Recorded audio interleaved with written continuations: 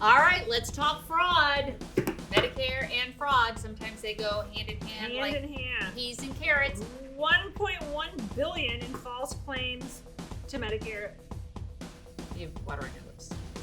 for telemedicine. Telemedicine. Here we go. So, what do we have?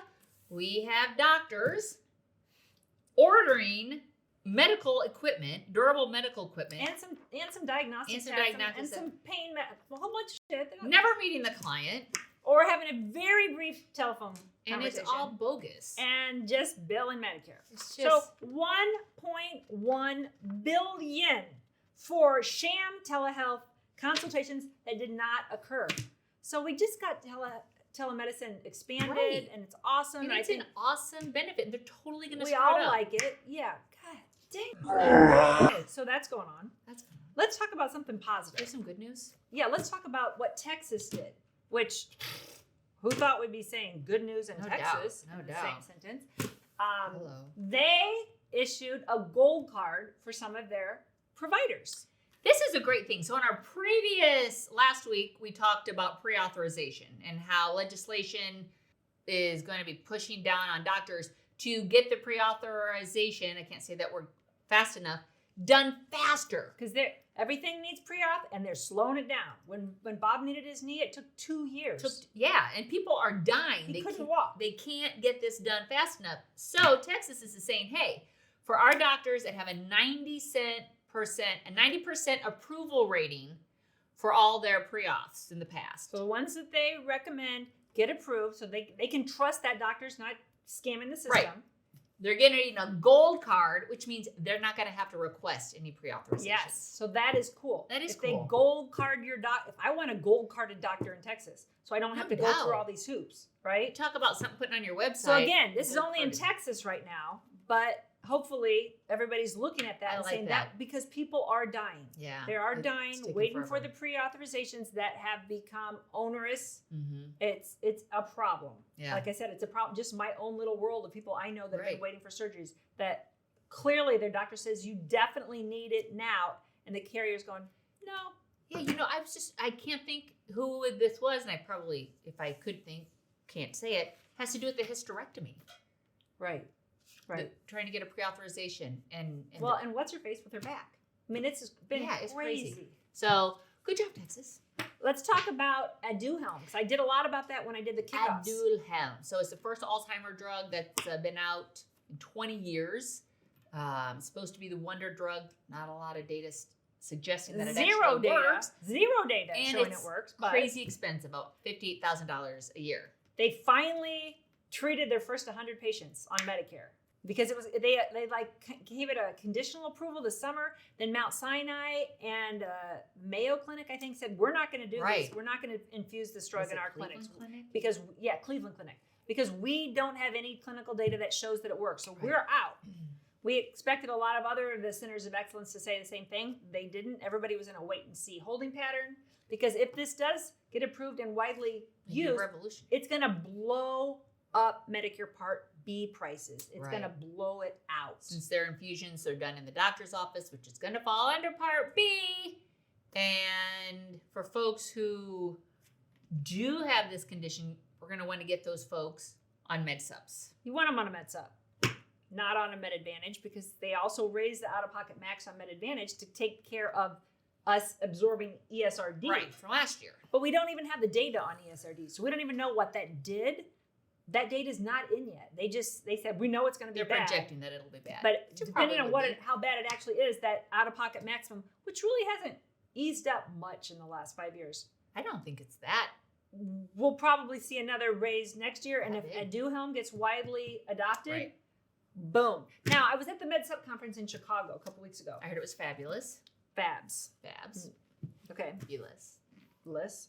So one of the things I thought was very interesting is that a lot less people are choosing to only have original Medicare A and B, which we always call that like going naked, Yeah, well, good. right? A lot less people are choosing to supplement it in some manner. Oh, so what you're saying is a lot of people are not buying a MedSup or an Advantage? They're just keeping original? That's what we call those people going naked. There's a lot of people, and I had those people all the time. I always say they were always men. They were always super stubborn. They come into my office like this. They always had their, and they'd be like, I paid my whole life. I'm good. I already paid. I got A and B. I'm good. There's no stop on that 20% that you're out of pocket. That's right. So if you're taking Aduhelm for Alzheimer's and you only have original Medicare and you're paying 20% of that $56,000, I'm trying to do the math that's right now. $11,200 or approximately, right? It's a nice chunk of change. A year. On one thing. On one One thing. Right? So when you have those people that are like, I'm good. No, you're not good. No, you're not good. Does Alzheimer's run in your family? Ugh, this is a conversation you need to have. Yeah. This drug, and to prepare people for what Part B is going to look like. So I already said Part B was kept down artificially. It didn't increase the way it's supposed to for 2021 because of some COVID relief bills that were passed. Nobody even noticed it because the world was ending. Right. So it should have gone up a lot more. It only went up $4. But nobody realized that was because Congress put this legislation in. Right. So now for this year, the increase for 2022, we have to go back and get that increase we were supposed to have. So it's a double increase. Yeah. And it's a double big increase because of inflation. So it should go up to about $168. But we won't know until the end of the year. Okie doke. So while you're having all your AEP conversations with your clients, they're going to ask you need to give them some information because we won't know typically till the end of October or November what it's actually going to be. They want to know how much is Social Security going up. It's about 6%, 5.8 to 6. It's about how much is Part B going up? A lot. Okay, so the base person should be about 168. Could Congress pass a bill to? Yeah, very unlikely at this late stage in the game. However, as we go through the reconciliation process where they can speed legislation through, we do have stuff that we are praying that gets through, such as making COBRA credible coverage, which we've been working on. Sweet baby Jesus, 9 pounds, get 6 ounces. COBRA covered. We think we can get COBRA. And the second one we're praying on, under observation, that we can get 3 overnight stays, regardless if you're admitted or not admitted. We pray to get that through. But we have hope for that. Please. Ain't no hope to get the dental benefit through. Ain't no hope to get Medicare to 60. That's very unlikely to get through right now. But those of you that are active, that do Operation Shout with NAHU, call your congresspeople. I called our senator last week.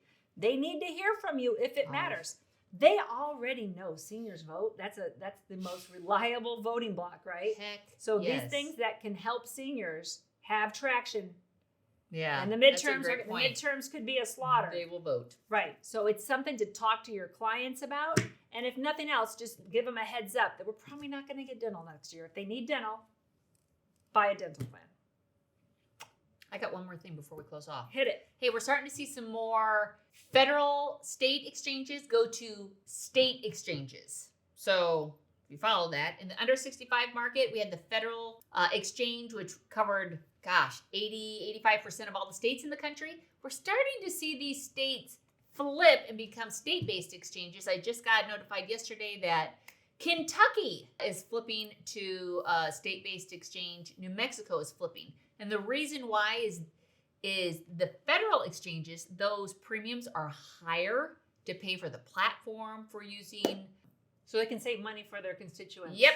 So we're starting to see that. From what I can tell, what you have to do is you just go on to that state and do the state certification for just that one, and you're good to go. Your uplines don't need to do anything, but that is interesting. So they can control it more and they can save money for the folks in their state. So we're seeing that pop up. That's all I got, folks. Please subscribe. Jasmine. And if you have any questions, hit us in the comments below. If you like this video, if this was valuable, if this was a useless waste of your time, please tell us in the comments below.